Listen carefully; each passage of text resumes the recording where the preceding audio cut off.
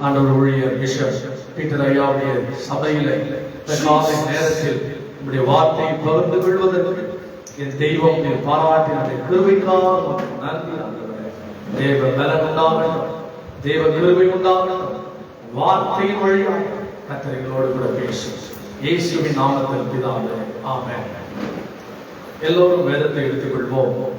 வெளிப்படுத்தின விசேஷம் revelation chapter 12 verse 7 to 12. வெளிப்படுத்தின விசேஷம் 12ஆம் அதிகாரம் வசனங்கள் 7 இருந்து 12 வரைக்குமான வசனங்களை யாராவது ஒருவர் நீங்கள் தெலுங்குல கூட நீங்க சத்தமா வாசிங்கன்னா முழு சபையும் அந்த வார்த்தைக்கு நேராக நாம் கேட்போம்.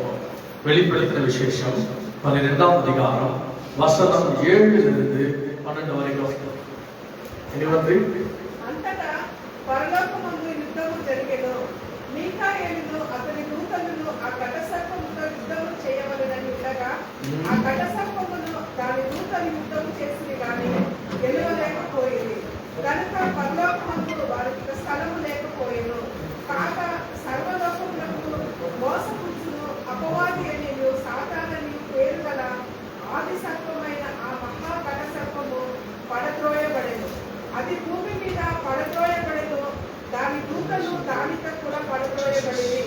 మరియు ఒక గొప్ప స్వరము పరలోకమందు ఇలాగ చెప్పుతా వింటిని, రాత్రి పగలు మన దేవుని ఎదుట మన సహోదరుల మీద నేరము మోపవాడని అపవాది పడద్రోయబడై ఉన్నాడు కనుక ఇప్పుడు రక్షణయు శక్తియు రాజ్యమును మన దేవుని వాయును. ఇప్పుడు అధికారము ఆయన క్రీస్తు దాయను. వారు గొర్రెపిల్ల రక్తమును బట్టియో తామిచ్చిన సాక్ష్యమును బట్టియో వారిని జయించున్నారు కానీ మరణం వరకు తమ ప్రాణములను ప్రేమించిన వారు కాదు. అందుచేత పరలోక నివాసులారా ఉత్సాహించి భూమి సముద్రమా మీకు శ్రమ. అపవాది తనకు సమయము కొంచెమే అని తెలుసుకొని బహు క్రోధము గలవాడై మీ యొద్దకు దిగి ఉన్నాడని చెప్పెను. பலமுறை நாம் வேதத்தை வாசித்திருக்கலாம். இந்த நாளில் இந்த வெளிப்படுத்தின விசேஷம் 12ஆம் அதிகாரம் வசனம் 7 இருந்து 12 வரைக்கும் என்ன சொல்லுது என்றால், பரலோகத்திலே ஒரு யுத்தம் உண்டானது. பாருங்கள், இந்த வானத்திலே ஒரு யுத்தம் உண்டாக நாம் பார்க்கிறோம். 7ஆம் வசனத்தை வாசிக்கும் பொழுது வானத்திலே யுத்தம் உண்டாயிற்று. மீகாவேலும் அவனை சேர்ந்த தூதர்களும் வலு சர்ப்பத்தோடு யுத்தம் பண்ணினார்கள். வலு சர்ப்பமும் அதை சேர்ந்த தூதரும் யுத்தம் பண்ணியும் ஜெயம் கொள்ளவில்லை. அல்லேலூயா. இன்னைக்கு செய்தியின் தலைப்பு ஜெயம் கொள்ளுகிறவன். அல்லேலூயா. சொல்லுங்க, என்ன பண்ணணும்? ஜெயம் கொள்ளுகிறவர்கள். நம்ம டாம்ல சொன்னா ஜெயிக்கிறவங்க. என்னது? நிறைய நேரத்துல உலகத்தின் மனிதர்கள் பல விதமான தோல்விகளை சந்திக்கலாம். ஆனால் ஆண்டவராகிய இயேசுவை உள்ளத்தில் ஏற்றுக்கொண்டிருக்கிற நாம் எல்லாரும், இங்க இருக்கிற ஒவ்வொரு தேவ பிள்ளைகளும் இந்த பூமியில ஜெயிப்பதற்காக, ஜெயம் கொள்வதற்காக கர்த்தர் வைத்திருக்கிறார். அல்லேலூயா. போன முறை நான் சந்திப்பது அருமையா பீட்டர் என்கிட்ட ஷேர் பண்ணாரு. நீங்க கொடுத்த மெசேஜ் இப்போ என் மனசுல இருக்குது. நான் உங்களுக்கு முன்பதாக ஒரு தூதனை அனுபவமே பேசினேன். உண்மையாவே நான் அதை நினைத்து கர்த்தரை துதிக்கிறேன். பாருங்கள், 3 பிரதானமான தூதர்கள் இருந்ததாக வேதம் நமக்கு தெளிவாய் சொல்கிறது. ஒன்று கேப்ரியேல். இந்த கேப்ரியேல் தூதன் நற்செய்தியை கொண்டு வருகிறார். இந்த குட் நியூஸை அவர் கொண்டு வருகிறார். மீகாவேல் என்றால் யுத்தம் பண்ணுகிறவன், யுத்தம் பண்ணுகிறவன். மூன்றாவது லூசிபர். இந்த லூசிபர் வர்ஷிப், ஆராதனை பண்ணுகிறவன். இப்பொழுது பாருங்கள், யுத்தம் மீகாவேல் தூதனுக்கும் வலு சர்ப்பத்துக்கும் இடையே என்ன நடக்குது? யுத்தம் நடக்கிறது. இந்த யுத்தம் 2 நபர்களுக்கு மாத்திரம் நடக்கவில்லை. லிசன், மீகாவேலை சேர்ந்த ஒரு கூட்டமும் வலு சர்ப்பை சேர்ந்த ஒரு கூட்டமும். இதுதான் இன்றைக்கு ஆவிக்குரிய உலகத்தில் நாம் சந்தித்துக் கொண்டிருக்கிற ஸ்பிரிச்சுவல் வார்ஃபேர், ஆவிக்குரிய போராட்டம் என்பது எல்லா தேவனுடைய பிள்ளைகளுக்கும் இருக்கிறது. பாருங்க, தனியா சண்டை போறது வேற, கூட்டமா சண்டை போறது வேற. ஏன் கர்த்தர் ஒரு சபையாகிய மந்தைக்குள் இருக்க சொல்றாருன்னா, இங்க ஒவ்வொரு யுத்த வீரர்களும் இணைந்து இந்த பூமியில கிரியை செய்து கொண்டிருக்கிற எல்லா வல்லமைகளை அழிக்க வேண்டுமானால் பரிசுத்த தேவ பிள்ளைகள் ஒன்றாய் இணைந்திருக்க வேண்டும். சபை ஒன்றாய் இணைந்திருக்க வேண்டும். We are the body of Christ. அந்த சரீரமாகிய ஆண்டவரோடு கூட இணைக்கப்பட்டவளா இருக்கணும். இதை தெரிஞ்சுதான் பிசாசு என்ன பண்றான்? விசுவாசிகள் என்ன பண்றான்? பிரச்சனை ஏற்படுத்துறான். ஊழியருக்கும் விசுவாசிகள் என்ன ஏற்படுத்துறான்? பிரச்சனை. ஒன்னா இருக்கு மட்டும் விட மாட்டாங்க, எல்லாமே செய்ய விட்டுருவான். நீங்க ஒன்னா ஜாயின்ட் மட்டும் இருக்கக்கூடாது. நம்பர் 1 மூணு வார்த்தையை சொல்லி இந்த செய்தி நான் முடிக்க போகிறேன். நம்பர் 1 ஆண்டவர் சொல்லுகிறார், நமக்கு யுத்தம் உண்டு. என்ன உண்டு? யுத்தம் உண்டு. பரிசுத்தத்துக்கும் பாவத்துக்கும் யுத்தம், ஆசீர்வாதத்துக்கும் சாபத்துக்கும் யுத்தம், உண்மைக்கும் பொய்க்கும் யுத்தம், பிசாசுக்கும் கர்த்தருடைய பிள்ளைகளுக்கும் யுத்தம், மாம்சத்துக்கும் ஆவிக்கும் யுத்தம். பாருங்க, நம்ம எமோஷனல், நம்ம எல்லாரும் மாம்சத்தில் இருக்கிறோம். ஆனாலும் ஆண்டவர் சொல்லுகிறார், இந்த பொக்கிஷமாகிய தெய்வத்தை இந்த மண்பாண்டங்களிலே நாம் பெற்றிருக்கிறோம் என்று வசனம் சொல்லுகிறது. அப்ப நம்பர் 1 மீகாவே அவனை சேர்ந்த தூதர்களும். பாருங்க, தனி ஜபம் இருக்கிறது, உபவாச ஜபம் இருக்கிறது, கூட்டு ஜபம் இருக்கிறது, திறப்பின் வாசல் ஜெபிக்கிறோம், மன்றாடி ஜெபிக்கிறோம், யுத்த ஜபம் ஒன்று இருக்கிறது. பிசாசோடு யுத்தம் பண்ணி அவனுடைய வல்லமைகளை எதிர்த்து நிற்க திராணி உள்ளவர்களா மாறணும்னா தேவனுக்கு கீழ்ப்படிந்திருங்கள், பிசாசுக்கு எதிர்த்து நில்லுங்கள். பாருங்க, கர்த்தர் எவ்வளவு கீழ்ப்படிகிறோமோ அந்த அளவுக்கு பிசாசு நம்ம பார்த்து என்ன பண்ணுவான்? பயப்படுவான். இன்னைக்கு ஆண்ட வார்த்தை தெளிவா சொல்லுகிறது, அந்த அவர்கள் பிசாசோடு வலு சர்ப்பத்தோடு யுத்தம் பண்ணுகிறார்கள்.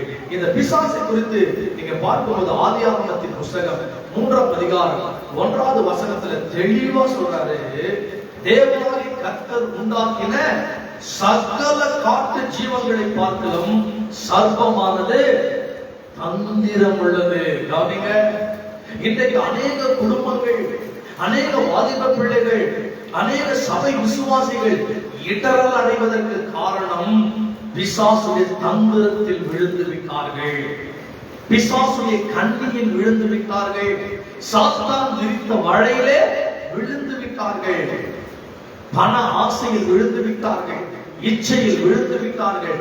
இன்னைக்கு கர்த்தர் சொல்லுகிறார், இந்த மாம்சத்தை ஜெயிப்பதற்கு நீங்கள் யுத்தம் பண்ண வேண்டும். அல்லேலூயா. இந்த உலகத்தை மேற்கொள்வதற்கு நீங்க யுத்தம் பண்ண வேண்டும். நம்ம யாருக்கிட்ட சண்டை போட்டுட்டு இருக்கோம்? நம்ம சொந்த ரத்த சம்பந்தப்பட்ட அக்கா கிட்ட, தம்பி கிட்ட, அண்ணன் கிட்ட சண்டை போட்டுட்டு இருக்கிறோம். ஆனா ஆன்லைன்ல சொல்ற இந்த சண்டை, இந்த யுத்தம் மனுஷனோடு அல்ல. லிசன், பீப்புளோட நமக்கு சண்டை கிடையாது. எல்லா ஜனங்களும் நல்லவர்கள் தான். அவர்களுக்கு பின்னாடி கிரியை செய்கிற கோபத்தின் ஆவி, எரிச்சலின் ஆவி, சாபத்தின் ஆவி, குழப்பத்தின் ஆவி, பலவீனத்தின் ஆவி, பொய்யின் ஆவி, இத்தனை ஆவிகள் தேசத்திலே கிரியை செய்து கொண்டிருக்கிறது. ஆவிக்குரியவன் எல்லாவற்றையும் நிதானித்து அறிகிறான். உன் வீட்டுக்கு விரோதமா, உன் கணவனுக்கு விரோதமா, உன் பிள்ளைக்கு விரோதமா, உன் சபைக்கு விரோதமா என்ன ஆவி கிரியை செய்கிறது என்பது ஆவியிலே நீங்கள் நிதானிப்பீர்களே ஆனால் தேவன் நிச்சயம் வெளிப்படுத்துவார். அப்ப நமக்கு ஒரு யுத்தம் இருக்கிறது. வசனம் சொல்கிறது, மாம்சத்தோடு ரத்தத்தோடும் அல்ல, வான மண்டலங்களில் இருக்கிற பொல்லாத ஆவிகளின் சேனைகளோடும். இப்பிரபஞ்சத்தின் தேவனாய் இருக்கிற பிசாசானோடு நமக்கு என்ன இருக்குது? யுத்தம் இருக்குதுப்பா. நமக்கு ஒரு யுத்தம் இருக்கிறது, நமக்கு ஒரு சண்டை இருக்கிறது, நமக்கு ஒரு ஃபைட் இருக்குது. இது எப்படின்னா முழங்கால, எப்படி? ஜபத்துல நாம் யுத்தம் பண்ண வேண்டும். எனவே அநேக வார்த்தைகளை நான் சொல்ல முடியும். யாக்கோபு 4ஆம் அதிகாரம் 7ஆம் வசனத்தில் சொல்றார், ஆகையால் தேவனுக்கு கீழ்ப்படிந்திருங்கள், பிசாசுக்கு எதிர்த்து நில்லுங்கள், அப்பொழுது அவன் உங்களை விட்டு ஓடி போவான். யுத்தத்துல ஜெயிக்கணும்னா கவனிங்க, வார்த்தை தான் வல்லமை. ஆமென் சொல்லுங்க. வார்த்தை தான் என்னை ஜெயிக்க வைக்கும், முழங்கால் தான் என்னை ஜெயிக்க வைக்கும், ஜபம் தான் என்னை ஜெயிக்க வைக்கும். நீங்க ஜெபிக்கணும்னா, பைபிளை வாசிக்கணும்னா, தியானம் பண்ணணும்னா ஆண்டவர் சொல்றாரு கீழ்ப்படியணும்பா. என்ன பண்ணணும்? obedience is very important. that is a key of presence. தேவ பிரசன்னத்துடைய கீ என்ன தெரியுமா? கீழ்ப்படிதல். வார்த்தைக்கு கீழ்ப்படிதல், வசனத்துக்கு கீழ்ப்படிதல், உங்களை நடத்துகிற ஊழியருக்கு கீழ்ப்படிதல். எவ்வளவு நம்ம கீழ்ப்படுகிறோமோ, வசனத்துக்கு தன்னை ஒப்பு கொடுக்கிறோமோ, அந்த அளவுக்கு தேவ பிரசன்னம் நம்மையில் இருக்கும், தேவனுடைய அபிஷேகம் நம்மையில் இருக்கும், தேவனுடைய கிருபை நம்மையில் இருக்கும். அப்ப ஜெயிக்கிறவர்கள் யுத்தத்தை சந்திக்க வேண்டும். தாவீது அழகா சொன்னார்ல, நீயோ பட்டயத்தோடு ஈட்டியோடு வருகிறாய், நானோ நீ நிந்திக்கிற இஸ்ரவேலின் தேவனாகிய அவருடைய நாமத்தில் வருகிறேன் சொன்னார். In Jesus name, இயேசுவின் நாமத்தில் யுத்தத்தை நாம் வெல்வோம். பிள்ளைகளுக்கு சொல்லி கொடுக்கணும், உலகம் பாவம் நிறைந்தது, இதில் நீங்க ஜெயிக்கணும்னா வார்த்தையை பிடிச்சுக்கணும். வார்த்தை தான் நம்மை ஜெயிக்க வைக்கிறோம். அப்ப இந்த யுத்தத்தில் ஜெயிக்க வேண்டுமானால் ரெண்டு காரியத்தை நாம் செய்ய வேண்டும். பாருங்கள், ஜெயம் கொள்ளுகிறவன் ஒன்று, நீங்கள் யுத்தம் பண்ண வேண்டும். இரண்டாவது, 10வது வசனத்தை வாசிக்கும் போது, வெளிப்படுத்தல் 12ஆம் அதிகாரம் 10வது வசனத்துல, அப்பொழுது வானத்திலே ஒரு பெரிய சத்தம் உண்டாயிற்று, இப்பொழுதும் ரட்சிப்பும் வல்லமையும் நமது தேவனுடைய அவருடைய கிறிஸ்துவின் அதிகாரமும் உண்டாயிருக்கிறது. இரவும் பகலும், நல்ல கவனிங்க, நல்ல கவனிங்க அந்த வார்த்தையை பாருங்க. இரவும் பகலும் நம்முடைய தேவனுக்கு முன்பாக நம்முடைய சகோதரர்கள் மேல் குற்றம் சுமத்தும் பொருட்டு அவர்கள் மேல் குற்றம் சாட்டுகிறவன் தாழ தள்ளப்பட்டு போனான். கவனிங்க, இரண்டாவது ஆண்டவர் சொல்றாரு, நீங்க இந்த பிசாசை ஜெயிக்க வேண்டுமானால், இந்த உலகத்தை ஜெயிக்க வேண்டுமானால், சத்துருவை ஜெயிக்க வேண்டுமானால், ஆண்டுடைய வார்த்தை சொல்லுகிறது, ஆட்டுக்குட்டியின் ரத்தத்தை நீங்கள் பயன்படுத்த வேண்டும். ஆட்டுக்குட்டியின் ரத்தமே அல்லாமல் ஜெயமில்லை. The blood of Jesus. ஒரு நாளைக்கு எத்தனை முறை நீங்கள் இயேசுவின் ரத்தத்தை பயன்படுத்துகிறீர்களோ அத்தனை முறையும் தேவ பலன் உங்களுக்கு உண்டாயிருக்கும், தேவ கிருபை உங்களுக்கு உண்டாயிருக்கும். சத்துரு உங்களை தொட முடியாது. பழைய ஏற்பாட்டிலே நிலைக்கால்களிலே பூசப்பட்ட ஆட்டுக்குட்டியின் ரத்தத்துக்கு அடையாளமாக கல்வாரி சிலுவையிலே இயேசு நமக்காக ரத்தம் சிந்தினார். இயேசுவின் ரத்தத்துக்கு தான் பிசாசு பயப்படுவான். நான் MSc, MPhil, PhD, gold medalist, நான் வந்து ஸ்காலர், நான் வந்து தியாலஜியன், அதெல்லாம் இயேசுவின் ரத்தத்துக்கு வல்லமை உண்டு. பாருங்க, இந்த 10வது வசனம் சொல்லுது, கிரைஸ்ட் அத்தாரிட்டி. என்னது? கிறிஸ்துவின் அதிகாரம். ஒரு கவர்மெண்ட் ஒரு அதிகாரத்தை கொடுத்த உடனே எவ்வளவு லஞ்சம் வாங்குறாங்க, எவ்வளவு துணிகரமா செயல்படுறாங்கல்ல. ஆனால் உங்களுக்கும் எனக்கும் தேவன் கொடுத்திருக்கிற அதிகாரம், அது பரலோகத்தின் அதிகாரம், அது கிறிஸ்துவின் அதிகாரம். இயேசு சொல்லுகிறார், நான் உங்களுக்கு அதிகாரத்தை கொடுக்கிறேன். இயேசு யாருக்கு அதிகாரத்தை கொடுத்தது? லூக்காவில் தெளிவாய் சொல்லுகிறார். லூக்கா 10ஆம் அதிகாரம் 22வது வசனத்துல, சகலமும் என் பிதாவினால் எனக்கு கொடுக்கப்பட்டிருக்கிறது. சகலமும் என் பிதாவினால் எனக்கு கொடுக்கப்பட்டிருக்கிறது. அதனால நான் உங்களை அனுப்புகிறேன், நான் உங்களுக்கு அதிகாரத்தை கொடுக்கிறேன். இங்க பார்க்கும் பொழுது ஆண்டுடைய ரத்தம், இயேசு கிறிஸ்துவின் ரத்தம் நமக்கு தேவை என்று சொல்லுகிறார். 11ஆம் வசனத்துல, மரணம் நேருகிறதா இருந்தாலும் அதற்கு தப்பும்படி தங்கள் ஜீவனையும் பாராமல், கவனிங்க, இந்த வசனத்தை சொல்லி முடிக்க போறேன். தன்னுடைய மரணம் நேருகிறதா இருந்தாலும், ஜீவனே போகிறதா இருந்தாலும், இப்ப நீங்க தப்பிக்க வேண்டும் என்றால், இந்த யுத்தத்திலே நீங்களும் நானும் ஜெயிக்க வேண்டுமானால், இந்த உலகத்தை நாம் மேற்கொள்ள வேண்டுமானால், நமக்கு தேவை ஆட்டுக்குட்டியின் ரத்தம். அதான் வசனம் சொல்லுகிறார், ஆட்டுக்குட்டியின் ரத்தத்தினாலும் சாட்சியின் வசனத்தினாலும் ஜெயம் கொள்ளுகிறவர் யுத்தத்தை சந்திக்க வேண்டும். ஜெயம் கொள்ள வேண்டுமானால் ஆட்டுக்குட்டியின் ரத்தத்தை பயன்படுத்த வேண்டும். ஜெயம் கொள்ள வேண்டுமானால் மூன்றாவது வசனத்தை கையாள வேண்டும். ஆதாமிடத்தில் பிசாசு வந்தான். சர்ப்பமாய் வந்து இந்த தோட்டத்தில் இருக்கிற கனியை சாப்பிடக்கூடாது என்று தேவன் சொன்னது உண்டா அப்படின்னு சொன்ன உடனே பாருங்க, ஏவாளுக்கு ஆதாமுக்கும் தேவன் ஒவ்வொரு நாளும் மாலையில் வந்து பேசிட்டே இருக்கிறாரு. ஆண்டுடைய வார்த்தையை அவர் என்ன பண்ணிட்டு இருக்காரு, பேசிட்டு இருந்தாலும் பிசாசை ஏவாளால் என்ன செய்ய முடியல, மேற்கொள்ள முடியவில்லை.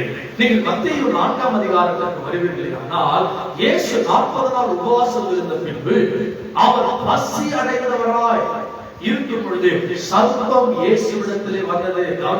கவனிங்க சபையாகிய தேவ பிள்ளைகளே, இயேசுவிடத்திலே பிசாசு வருவானேயானால் உங்களிடத்திலும் உங்கள் பிள்ளைகளிடத்திலும் உங்களிடத்தில் வராமல் போக மாட்டான், நிச்சயம் வருவான். அவன் வரும் பொழுது அவனை எப்படி எதிர்கொள்ள போகிறோம்? நம்முடைய தகப்பனாகி இயேசு எப்படி மேற்கொண்டார்? மனுஷன் அப்பத்தினாலே மாத்திரமல்ல, தேவனுடைய வாயிலிருந்து புறப்படுகிற ஒவ்வொரு வார்த்தையினாலும் அவன் பிழைப்பான் என்று கர்த்தர் சொன்னார். அல்லேலூயா. What is my life? வார்த்தைதான் என் வாழ்க்கை. இரவும் பகலும் வசனத்தை படித்துக் கொண்டே இருக்கு, ஜெபித்துக் கொண்டே இருக்கு, தேவனோடு கூட உறவாடி கொண்டே இருக்குமையானால் இந்த வசனத்தினால் பிசாசை மேற்கொள்ள முடியும். ஒரு தற்கொலை எண்ணம் வருகிறதா? ஆண்டவர் சொன்னா பயப்பட மாட்டேன், தேவனோடு கூட இருக்கிறார். வசனத்தை அறிக்கை செய்து கொண்டே இருக்கிறோம். பிள்ளைகள் வசனத்தை மெமரி பண்ணணும். வார்த்தைகளை அறிக்கை செய்யும் பொழுது நிச்சயம் நமக்கு ஜெயம் உண்டாகும். எத்தனை ஊழியர்கள் மன வேதனையில் இருக்கிறாங்க. நாம் பல ஊழியர்களோடு பழகிறது, பொருளாதார ரீதியாக, மன ரீதியாக, சரீர ரீதியாக, உறவுகள் ரீதியாக பலர் பாதிக்கப்பட்டுக் கொண்டே இருக்கிறாங்க. வசனம் இல்லை என்றால் ஆறுதல் இல்லைமா? வசனம் இல்லை என்றால் நமக்கு சுகம் இல்லை. நான் என் வார்த்தையை அனுப்பி உங்களை என்ன செய்வேன்? சுகமாக்குவேன். என் கழுப்புகளினாலே நீங்கள் சுகமாவீர்கள். யுத்தத்திலே ஜெயிப்பதற்கு தேவன் நம்மை வைத்திருக்கிறார். யுத்தம் கர்த்தருடையது. அல்லேலூயா. யுத்த சன்னத்தராகிய யுத்தத்திற்கு நியமிக்கப்பட்டிருக்கிற நீங்களும் நானும் தேவ அபிஷேகத்தை பெற்றிருக்கிறோம். அல்டிமேட்டா நான் சொல்ல போனா உங்களுக்குள்ளே இயேசு இருக்கிறார். நீங்களே தேவனுடைய ஆலயம் என்றும் தேவனுடைய ஆவி உங்களில் வாசமாக இருக்கிறது என்றும் அறியாது இருக்கிறீங்களா? ஜெயிக்கணும்பா. பண காரியத்துல ஜெயிக்கணும். பல நேரங்கள் எரிச்சல் வருது, கோபம் வருது. ஆனாலும் இவைகளை என்ன செய்யணும்? நம்ம மேற்கொள்ளணுமே. ஒரு 2 நிமிடம் அப்படியே எழுந்து நின்று உங்க இருதயத்து மேல கைகளை வைத்து இந்த வார்த்தை சொல்லி நீங்க ஜெபிக்கணும். நான் விரும்புறேன். எல்லாரும் எழுந்து நின்று ஒரே நம்ம கண்களை மூடி இப்ப நீங்க ஜெபிக்கணும். ஆண்டவரே, இந்த உலகத்தை ஜெயிப்பதற்கு எனக்கு பலம் கொடுங்க ஆண்டவரே. எல்லாரும் ஜெபிக்க ஆரம்பிங்க. ஒரு 2-3 நிமிடங்கள் ஜெபம் பண்ணுங்க. பரலோகத்தின் தகப்பனே, இந்த வேளைக்காக நான் ஜெபிக்கிறேனப்பா. நான் யுத்தம் பண்ணுகிற மனுஷனாக ஆண்டவரே உம்மோடு இணைந்து உறவாடுகிற பிள்ளையா இயேசுவே என்னை மாற்றும். இப்ப 2-3 நிமிடங்கள் சொல்லுங்க. இயேசுவின் ரத்தத்தை நான் தெளிக்கிறேன் அப்பா. என் கண்கள் மேல இயேசுவின் ரத்தத்தை தெளிக்கிறேன். என் நாவுகள் மேல இயேசுவின் ரத்தத்தை தெளிக்கிறேன். என் பிள்ளைகள் மேல இயேசுவின் ரத்தத்தை தெளிக்கிறேன். என் கணவர் மேல இயேசுவின் ரத்தத்தை தெளிக்கிறேன். ஆண்டவரே, எங்க வீடு முழுவதிலும் உம்முடைய பிரசன்னத்தினால் நிரப்பப்படுவதாக. ஓ ரபா ஹபா ஹபா ஹபா தீபா கபா நரபா ஷகன கபா நல நலமா. அன்னைய வாசன அபிஷேகத்தை பெற்ற பிள்ளைங்க ஒரு 2-3 நிமிடங்கள் நல்லா ஜெபம் பண்ணி, இயேசுவே உம்மை நோக்கி பார்க்கிறோம் அப்பா, உம்மை நோக்கி பார்க்கிறோம் அப்பா. ஆண்டவரே, இப்பொழுது உம்முடைய பிரசன்னத்தின் வல்லமை எங்கள் ஒவ்வொருவரையும் நிரப்புவதாக ராஜா. இருள் மாறட்டும் ஆண்டவரே, குறைவுகள் மாறட்டும் ஆண்டவரே, பலவீனங்கள் மாறட்டும் ஆண்டவரே. வசனத்துக்கு நாங்க முக்கியத்துவம் கொடுக்கணும் ஆண்டவரே. உங்க வசனத்தை நாங்க மறந்துடக்கூடாது ஆண்டவரே. வசனத்துல நாங்க நிலைத்திருக்கணும் ஆண்டவரே. வசனத்துல நாங்க அப்பா உம்மோடு உறவாடணும் ஆண்டவரே. அப்பா, வசனம் எங்கள் வாழ்க்கையாய் மாறணும் ஆண்டவரே. வசனத்திற்கு நாங்க கீழ்ப்படிந்து பிசாசை ஜெயிக்க கர்த்தர் எங்களுக்கு கிருபை செய்யுங்கப்பா. ஆண்டவரே, வார்த்தையில் வல்லமை இருக்கிறது, வார்த்தையில கிருபை இருக்கிறது, வார்த்தையில பலன் இருக்கிறது. வார்த்தையிலே அப்பா தேவ பிரசன்னம் இருக்கிறது என்பதை அறிந்து கொள்வதற்கு எங்க தகப்பனின் கிருபை செய்ய வேண்டும் என்று ஜெபிக்கிறோம் அப்பா. அதை ஜெபம் பண்ணுங்க. ஆண்டவரே, எங்க பிள்ளைகள் வசனத்தின்படி வாழணும் ஆண்டவரே. பாவத்தின் வழியில போயிடக்கூடாது ஆண்டவரே. ஆண்டவர் எந்த பாவ அடிமைத்தனங்கள் எங்க குடும்பங்களை பிடித்திடக்கூடாது ஆண்டவரே. எந்த பாவ கெட்ட பழக்கங்கள் எங்க பிள்ளைகளை அடிமைப்படுத்தவே கூடாது ஆண்டவரே. எல்லா ஆண்டவரை பொல்லாத ஆண்டவர் கெட்ட நண்பர்களிடத்திலிருந்து எங்க பிள்ளைகளை விடுதலையாக்க ஆண்டவரே. எங்க குடும்பங்கள் குடிக்கோ ஆண்டவர் பாவத்துக்கோ விக்கிரகங்களுக்கோ வேசித்தனங்களுக்கோ அடிமைப்படவே கூடாது ஆண்டவரே. ஒரு விசை மனமரங்கப்பா கேப்பீங்களா? இயேசுவே, ஒரு விசை மனமரங்கப்பா. எங்க வாழ்க்கையை கத்த நீங்க மாற்றுங்கப்பா. கருத்த பிள்ளைகளை ஒப்பு கொடுக்கிறோம் ஆண்டவரே. எங்களை கர்த்தர் முற்றிலும் நடத்தும்படியா ஜெபிக்கிறேன். இயேசுவின் நாமத்தில் ஜெபிக்கிறோம். ஜெபம் கேளும் எங்கள் நல்ல தகப்பனே. ஆமென். God bless you. God bless you.